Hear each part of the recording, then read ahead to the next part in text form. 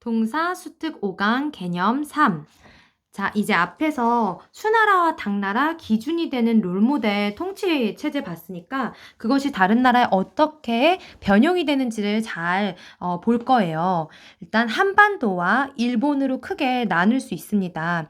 수특의 이 부분이 굉장히 간략하게 나와 있어요. 그러니까 혹시 빠뜨린 부분이 없는지 잘 보고 가길 바랍니다. 선생님이 아까 첫 강의에서도 이야기했지만 삼국시대 때 중앙집권 국가 형성 초기에 율령을 반포를 해요.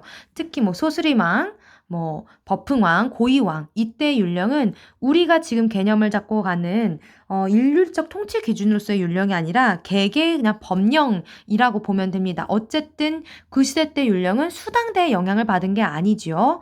그래도 이러한 어떤 법 반포에 대한 개념들은 있었다라는 정도만 그냥 알고 지나가면 되고요. 삼국시대부터 어떤 유교적인 인재를 교육시키기 위한 유학교육이 있었다라는 거 보고요. 이제 통일신라 때가 되면은 당문물을 수용을 하게 되죠. 이제 통일하고 난 다음에 그래서 당제를 수용하면서 어떤 관제라든가 복식이라든가 이런 부분에서 당나라의 영향이 많이 나타나게 됩니다.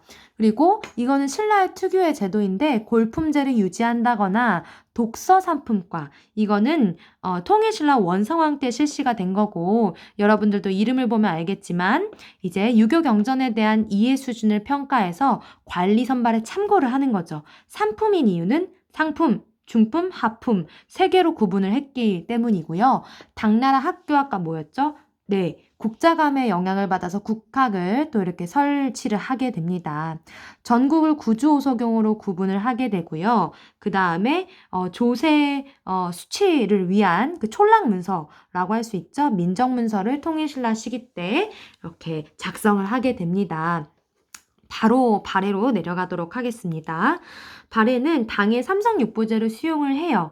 모양은 이렇게 다르나 독자적인 그런 변용이 있습니다. 그것은 삼성의 명칭도 다를 뿐더러 육부가 좌사정과 우사정에 이원화가 돼 있어요. 당 같은 경우는 한 번에 상서정 밑에 6개가 있는데 이렇게 돼 있고요. 육부의 명칭도 유교적인 명칭으로 쓰게 되죠. 그리고 문서 담당하는 문정원이 있고요. 학교인 주자가 명칭 이거 발해 거라는 거 기억해 놓기 바랍니다.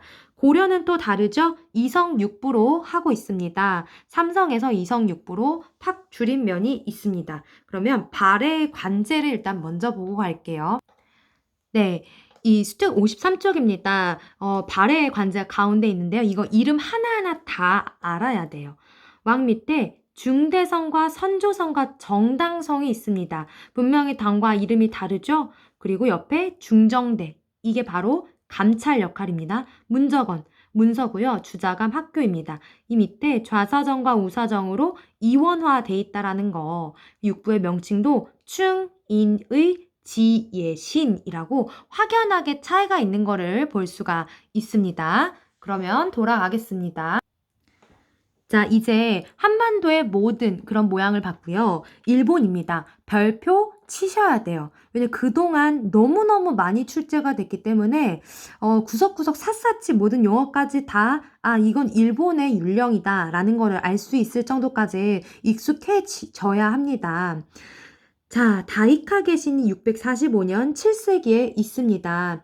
사실 야마토 정권이 4세기에 성립됐지만 이제 7세기가 돼서야 이제 중앙집권 국가로 발전하는 그런 모습이 나오는 현장이죠. 그래서 당의 율령을 수용해서 군주 중심의 중앙집권화를 이때 이루기 시작합니다. 사실 이전까지는 중앙집권화가 되지 못했다라고 봐도 과언이 아닙니다. 그래서 이제 당 율령을 모방해서 만든 것이 701년의 다이호 율령이에요. 연호를 딴 것이고요. 연도도 기억해 두셔야 해요. 특별히 많이 나왔던 게 중앙관제 이관팔성제입니다. 다른 나라와는 독특하게 일본에는 제사를 담당하는 신기관이 따로 있고요. 행정을 태정관이 담당합니다. 그래서 그전에는 이관만 알아도 충분히 풀 수 있는 문제가 많이 나왔으나 최근으로 올수록 이제 여기에 수험생들이 익숙해졌기 때문에 이관뿐만 아니라 기타 다른 부서까지도 나오고 있다는 거 싹 알아야 돼요. 지방행정은 리를 두어서 구분을 했다라는 거고요.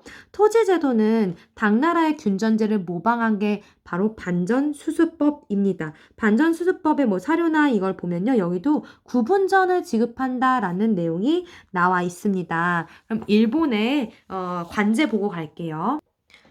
네, 여기 가장 오른쪽에 있는 게 일본의 관제입니다. 천황이 있고요. 신기관 제사를 담당합니다. 이게 독특한 면이라고 할 수가 있어요. 다른 나라에는 없어요. 일본의 약간 신도의 면면을 볼 수가 있는 거죠. 태정관 행정이고요. 탄정대, 최근 문제에 나왔습니다. 감찰 역할이고요. 오위부, 공성을 경비합니다. 그리고 좌변관과 우변관에 이렇게 나누어져 있어요. 중무성, 식부성, 치부성, 민부성, 병부성, 형부성, 대장성, 국내성 이렇게 구분이 되어 있습니다. 그래서 당나라 걸 모방하더라도 조금씩 다른 독자성이 있다라는 거를 염두에 둡시다. 과거제도까지 한 번에 보고 갈 거예요.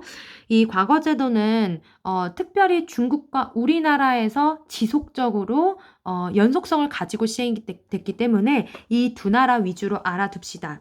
자, 중국은 과거제가 시작이 된 거는 이제 수나라 때인 거죠.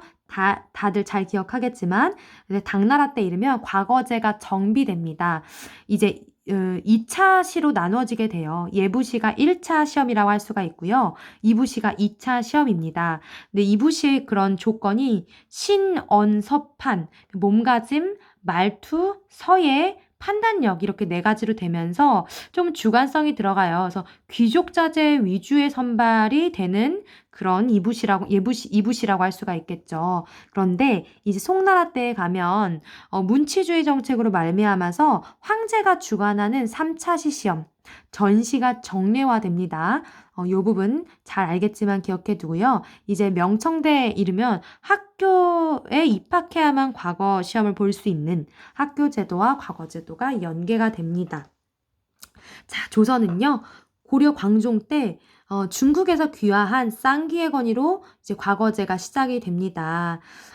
조선에 이르면 이제 정비가 되는 거죠. 문과와 무과, 잡과로 나눠지게 된다라는 거. 수특을 보고 마무리할게요. 자, 우리 수특의 52쪽에 하단 요 내용만 잘 기억을 하면 돼요. 외운다기보다는 이 수당의 율령체제가 통치기구나 이념, 관료 선발 교육제도에 영향을 미친 거 다 봤죠? 그렇지만 우리가 기억해야 될 부분은 각국의 어떤 전통과 문화에 따라서 선택적으로 중국의 율령을 수용했다라는 부분입니다. 각국의 율령 수용 모습은 수특이 조금 간략한 관계로 53쪽 과거제 발전에 잠깐만 짚고 갈게요.